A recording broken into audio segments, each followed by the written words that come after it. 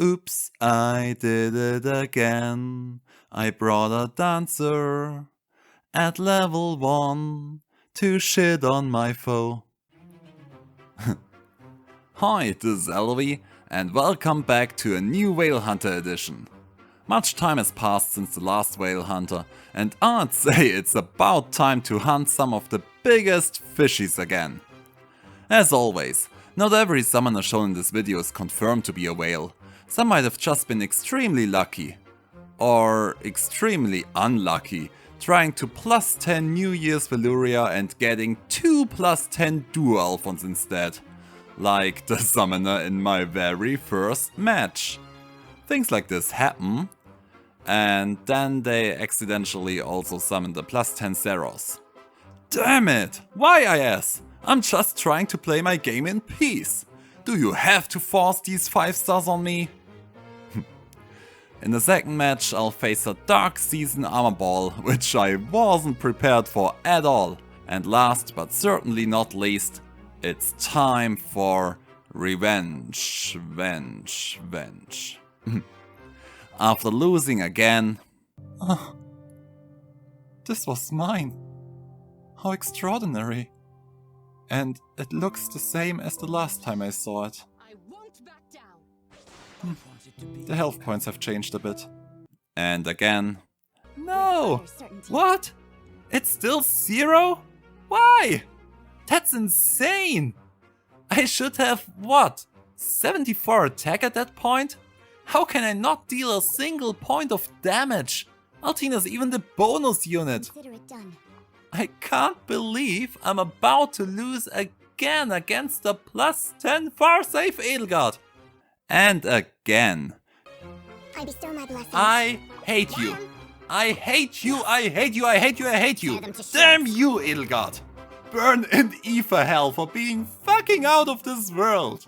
To the original menace, I've had a little chat with Duma.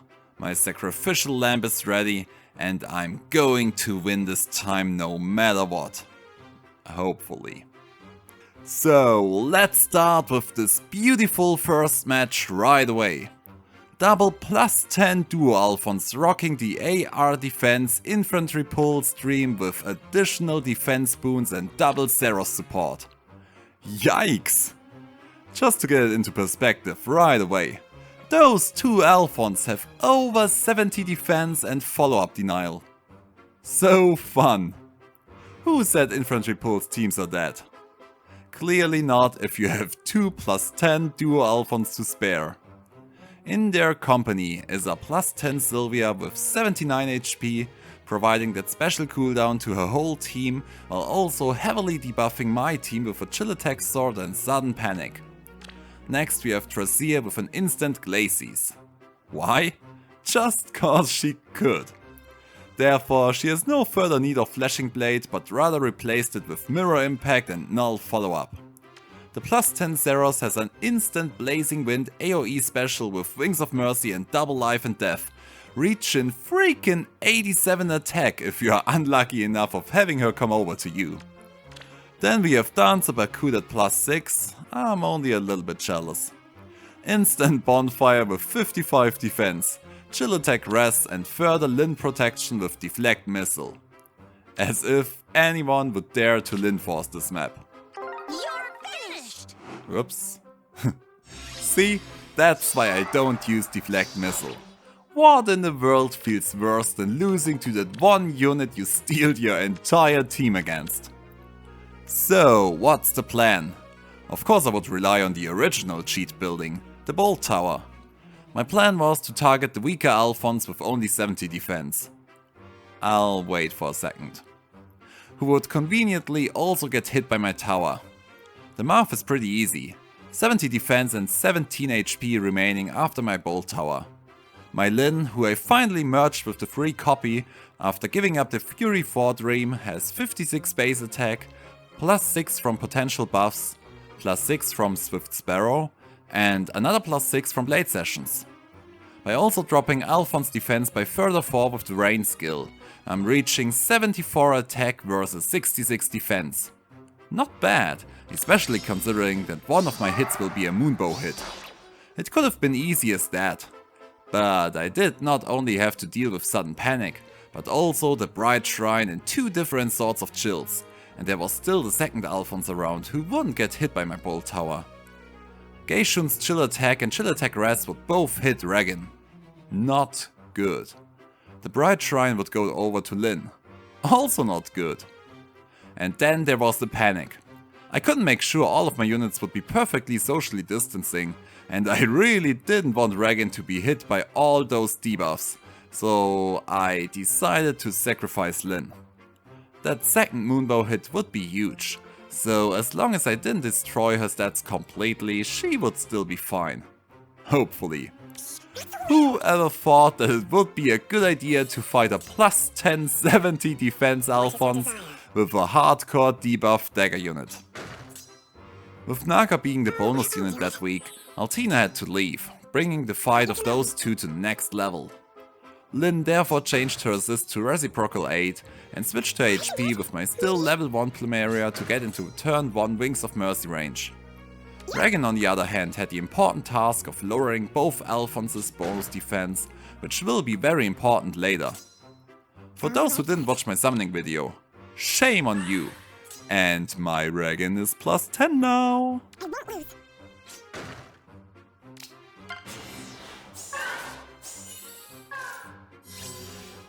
Turn 2. Quick stat check. It will be done. Over here? Yes, that's exactly what I don't want to see. With Naga having bonus stats and the attack res link skill, I could make both Geishun and the chill attack res hit her by the small sacrifice of Lyn getting panicked. This would lower her attack down to 60, which would have been barely not enough to kill Alfonse anymore, but I had still some options left. First, I would take out the healing tower, and therefore lower the effect of the ARD skill by 3. Kanto is one of the most amazing AR skills we've ever gotten. Destroying buildings and or units while getting out of danger has never been easier. I think those -3 would have been barely enough for Lyn to secure the kill again, but I wanted to be sure, and as she would be panicked anyways, I placed Cheatery in the perfect position to provide another +6 drive attack. Over here?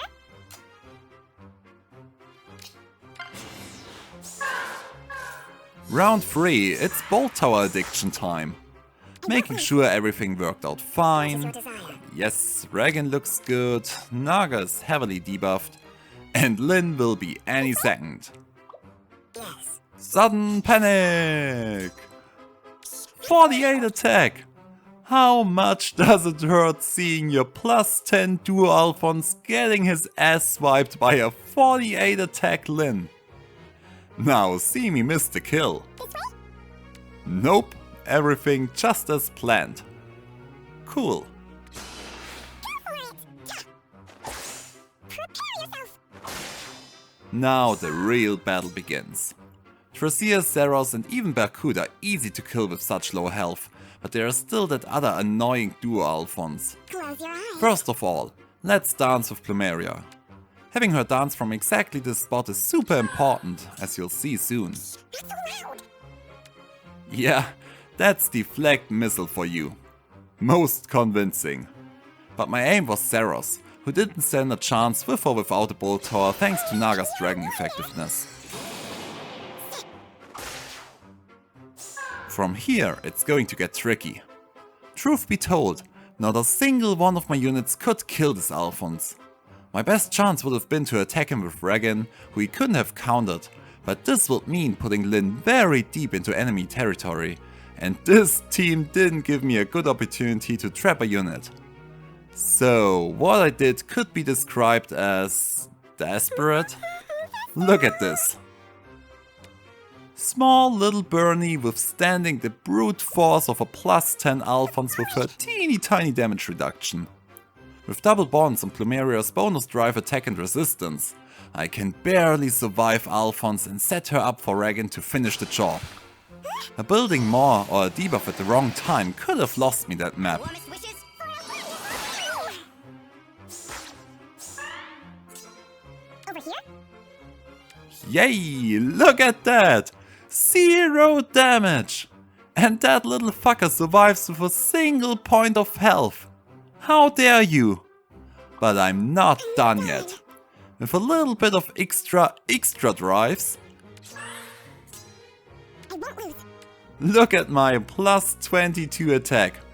I would still deal 0 damage, but as Fee is bad in math, 0 is enough to deal 34 damage. With all the high threats gone and my cheat skills reactivated, I only had to check how I would still get both pots without losing a unit. I mean, there's still double Glacy, Seiros and Thrasir around. Bernie took out Barcoot, cause, let's be real, Lyn could have never done it. Deflect missile, you know. And after another cheat dance, I could also finish off Thrasir.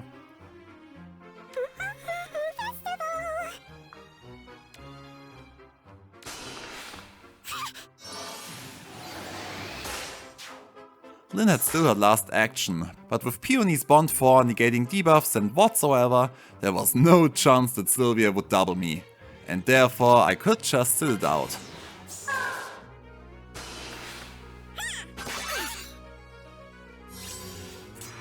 After that, it was simple cleanup time. Well, maybe not simple, but at least not as difficult.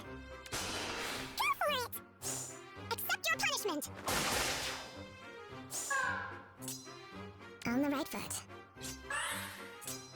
Over here? It will be done. Not so loud! Oh man, you're a wonder! Prepare yourself! And with that, one of the most powerful infantry teams I've seen was gone, and Bernie was the true MVP of that match. You may go back to your room now. Match 2. By the way, I have a new phone, so for every map without the turn row in the bottom, you'll know right away that I am serving rotten meat. Rotten fish meat.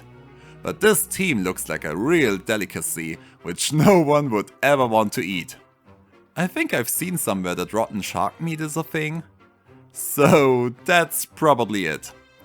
It's safe ball time! 4 units without weapons, you love to see it not. This was probably the most creative type of safe ball I've seen so far, but I actually don't know if it's good as it gives so much opportunity to attack. In theory. So, first of all, what do we have? Winter Eirika at plus 10 without a weapon, some drives and a heal.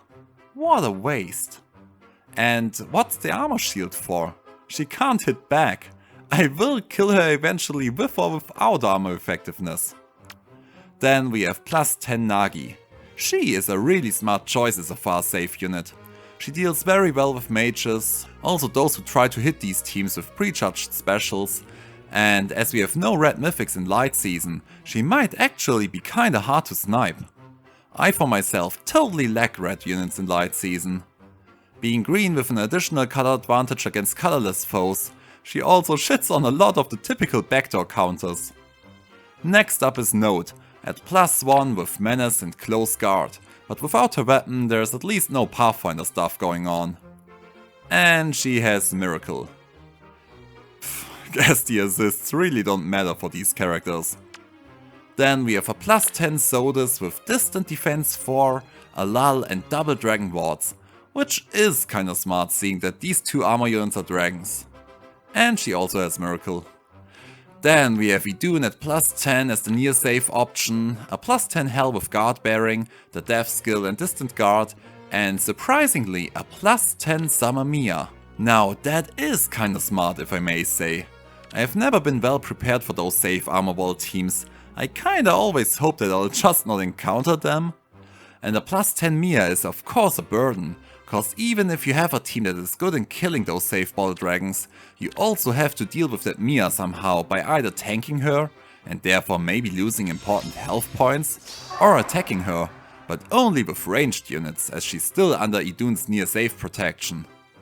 But there is a reason that these teams are far less popular in light season, and that reason is Miller. After the addition of Daga and Ula, not many people are still using her, but isolation is still one of the biggest threats for these teams. As soon as these weaponless units leave their sweet little home, it's time to hunt them down like baby turtles. Now, I only need to figure out how to isolate them. With using my Leon and Micaiah team, I had a good shot against these armor units and the perfect solution to deal with Samamiya. I simply left Leon there to deal with her and started clearing the road with the others. By isolating Node right in turn 1, I was hoping to make her move down to Mia's old spot. So for the next round I would start isolating the armor units. Just you try.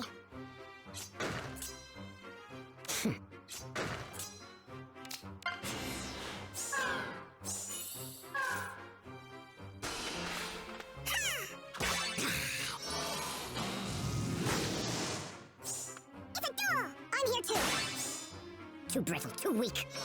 Mia was easily killed. She doesn't stand a chance against Leon.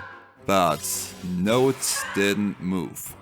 And I have no idea why. AI help please? What I also didn't realize was that Miller didn't have enough defense to isolate Idunn. So it only hit Nagi in round 2. Meh. Fighting her was as hard as I had expected, with or without armor effectiveness. So I put Miller back in place to isolate the 2 rally victims, hoping the next round would give me better results. Maybe by provoking them into close combat? I still have hands to fight, technically. Nope. Rally party again. Huh. My bolt tower hit, but these 2 weren't the units giving me trouble in the first place. Miller's isolation was back in place, so I had to make the move now. Somehow. I cleared some of the buildings, trying my best not to step into the bolt traps, which I might still need, while leaving Hell and Node space to escape their protective shelter. Maybe Hell would have been convinced more easily if I had air on my side. I put Miller back in place to isolate Nagi, cause these 2 had to start moving, right? Okay, I got one of them. Nice. But Node didn't hear the call again, as it seems. Why? I mean, Micaiah did technically even stand in her range, right? Hell could have went down to make room for Node, so why the heck is she just ending her turn? There's no safety fence. I don't want you to end your turn right now. Taking out Hell was of course easy now, but how would I make the others move? I could have probably repoed Micaiah into Idunn's range, but with Nagi being isolated, I knew Node would move down 1 tile to rally Idunn instead, so she would have blocked me anyways. So let's try the left side instead. Maybe Sothis will be a bit more cooperative. Tear them to shreds. Got him.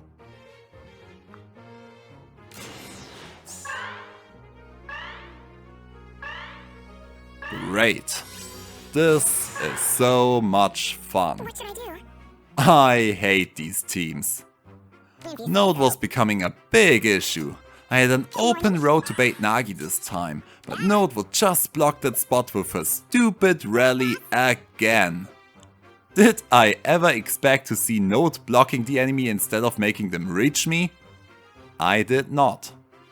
But there's only one Node. When I bait both dragons, one of them has to attack me. Yes. They have to. Please don't tell me that they'll also rally. I am so lost. I don't know where to place Miller anymore.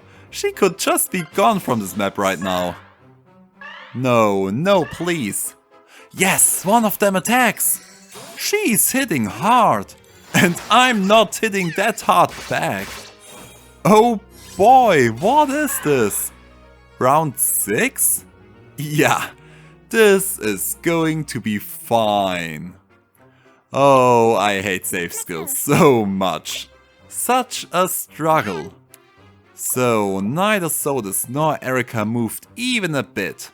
But my careless placement of Miller at least stops Eirika from healing up Nagi. So, I guess that's something? Totally planned. Totally planned. What else? Sothis is not in Nagi's far safe range anymore. So I guess it would be great to take her out. Can I do it? Yeah, not with him. I would actually start charging up her miracle. What should I do? This is hilarious. So I clearly need Micaiah. Let's put Daga over here, Micaiah over there. We officially hate Nagi. Ready. Dance and... Yes! Another one down. What else? I have no choice. I want to tank Nagi again, but she has an iceberg charged. Can Freya survive that? Or wait, I make Leon eat the iceberg and Freya tanks afterwards. A bit more damage on Nagi doesn't hurt either. Sounds good to me. It's come to this. Oh wait, what? I double her? Leon doubles her? Expect How? I'll charge her iceberg right up again. Have you ever seen Fallen Leon doubling someone in player phase? This is not supposed to happen. This was like the most pointless attack ever. But I won't give up. It's time to take out Idunn for good. If I smash Micaiah right into her face, she has to attack. What about Freya? Can she survive that? I only have 2 rounds left, so I really shouldn't mess this up.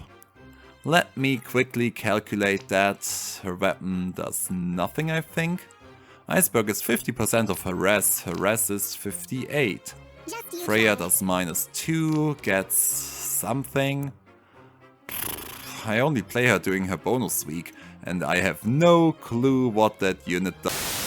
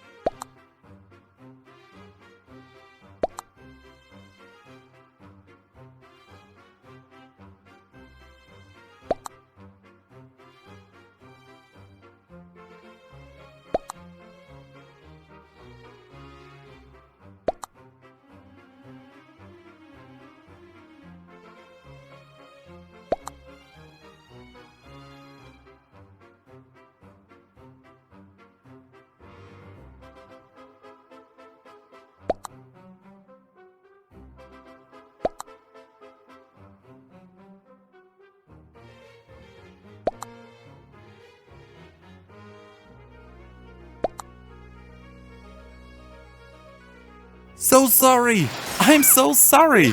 I messed up the recording? Is it recording again? I think? I live and she's dead. Live from my kitchen where I make food for my children. Yeah, and she's dead as well. Defense almighty, attack so tiny. Oh, now you move. Really? Now? You decide to start moving in fucking turn 7? Are you kidding me? Yes. I want them all dead. Now! Get her, gold mama!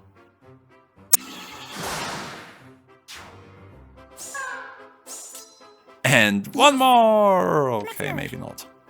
Eventually I'm going to get you. Yep. I want to say that I'm usually not the type of player who clears an entire map just to set a sign. But playing these matches is just so super boring for half of the team. It's done. I am so exhausted. What kind of teams are you using against safe armor balls? Leave me some inspiration in the comments, please. this to me. Alright, the time has come. Edelgard, you have mocked me. You have killed me. You have made me lose. In multiple alts, but that's not about that. My arch nemesis. This day, you'll finally die. You will die against my secret weapon. Thought I didn't have red units? Well, now I have. And I have a level 1 dancer. You know what that means. A level 1 dancer means business. Oh yeah, and she also has a team. What do we have here?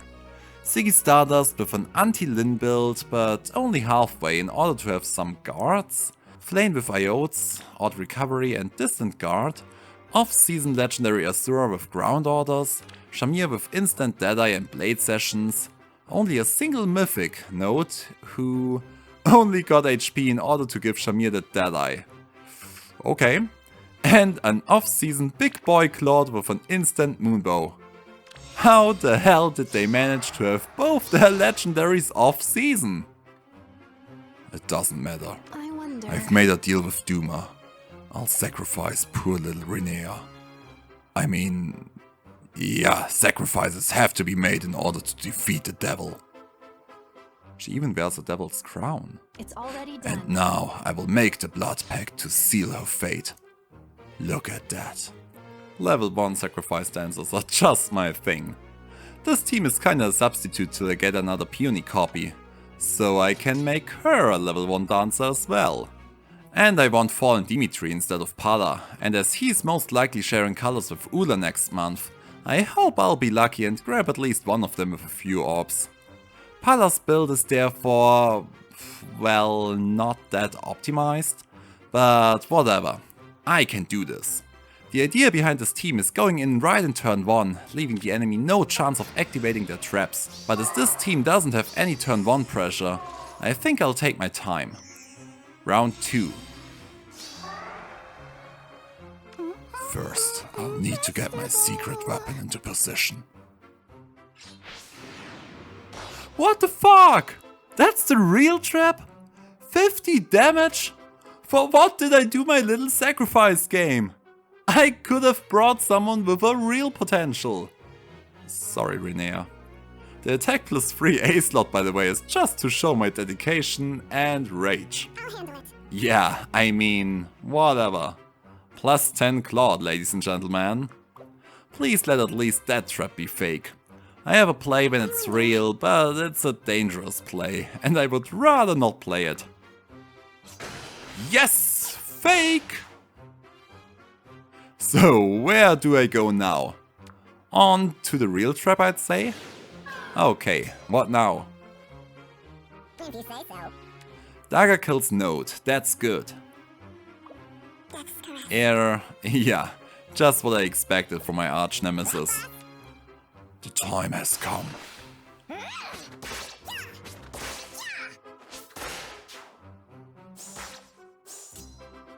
him. Sure, let's kill every Three Houses character besides her. What the fuck is this team anyways? Flane, Shamir, Claude and Edelgard? This is not Make-A-Wish.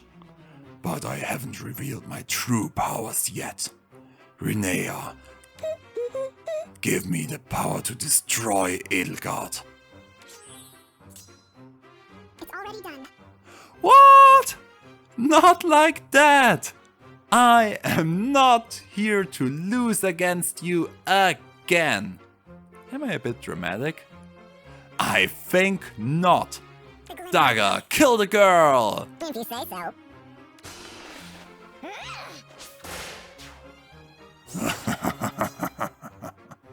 Didn't see that coming, did ya? Oh yeah. Let me just feel that moment for a short while. This feels good.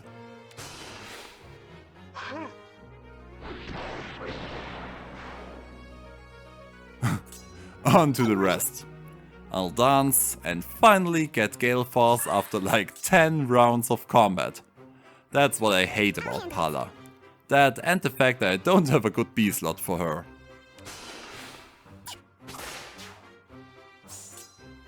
And now I'll just trap Azura and finish off Sigurd.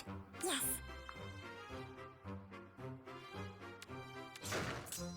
It's already done.